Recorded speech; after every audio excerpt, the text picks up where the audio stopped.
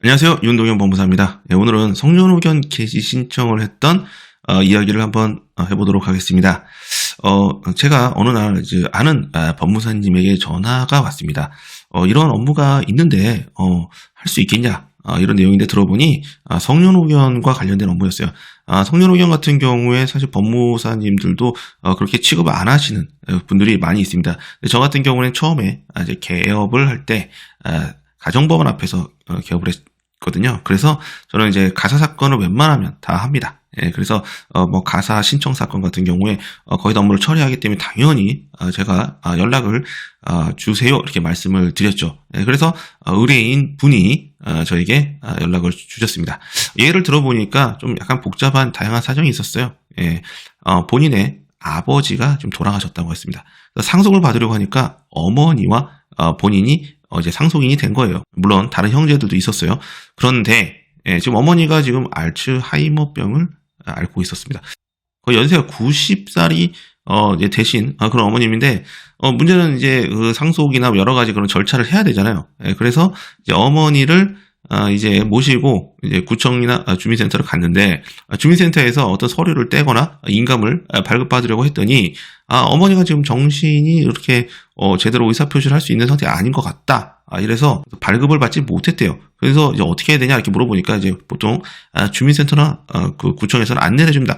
법원에 가서 후견인 심판 청구를 받아서 후견인으로서 어머니의 의사를 대신해서 법정 대리인으로 행사를 하십시오. 이렇게 되면 그게 뭔지를 잘 모른단 말이에요. 그래서 그런 안내를 받고 이제 많은 분들이 법무사에게 연락을 주십니다. 이게 뭐냐? 이거 어떻게 해야 되냐? 그런데 이제 저 같은 경우에는 이럴 땐 성년 의견 심판 청구를 하면 됩니다. 이렇게 말씀을 드리고 절차를 진행하죠. 네, 그래서 얘기를 들어보니 어머니 병수발도 들고 있고 많은 비용들이 지금 지출이 되고 있는 거예요.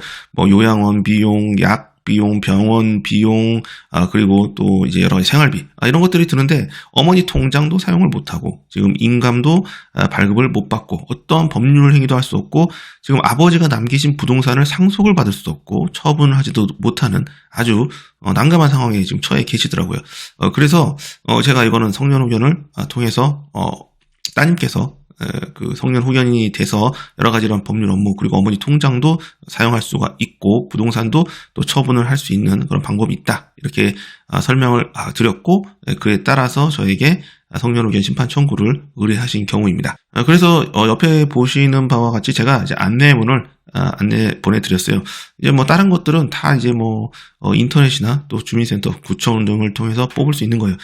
여기서 여러분들이 좀 신경을 써야 될 게 가운데 윗부분에 있는 진단서입니다. 진단서에 보면 법원에서 요구하는 문구가 있어요. 그 문구가 무엇이냐? 제가 비고에 써놨습니다. 증상이 고정되어 회복 가능성이 없다. 이런 말이 꼭 있어야만 법원에서는 인정을 해줘요.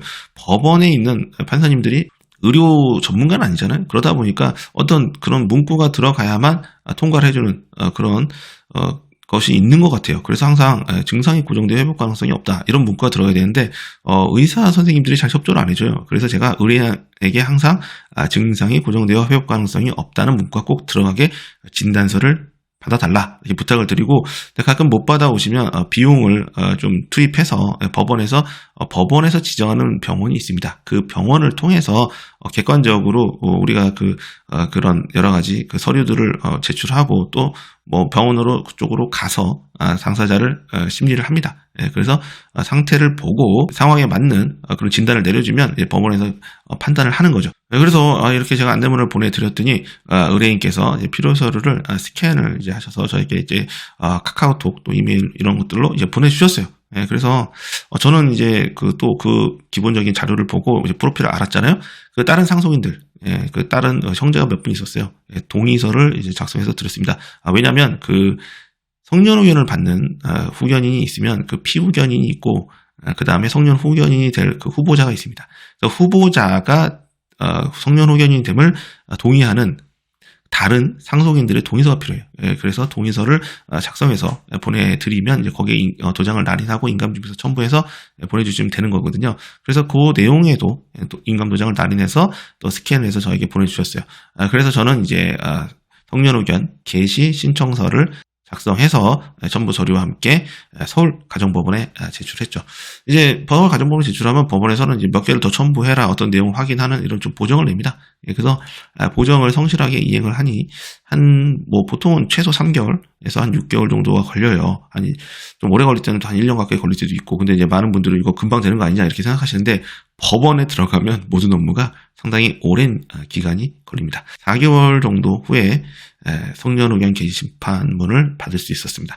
아래 이제 심판 내용 주문을 한번 보시면 이렇게 나와 있습니다. 1번 사건 본인에 대하여 성년 후견을 개시한다. 2번 사건 본인의 성년 후견인으로 청구인을 선임한다. 이렇게 나와 있는 것을 확인할 수 있습니다. 이렇게 성년 후견 개시 심판 청구를 해서 좋은 결과를 얻었다는 말씀을 드리고요. 네, 여러분, 성년 후견 개시 심판 청구는 법무사가 직접 상담하고 업무를 진행하는 사무실을 선택하셔야 됩니다. 네, 지금까지 윤동현 법무사였습니다. 감사합니다.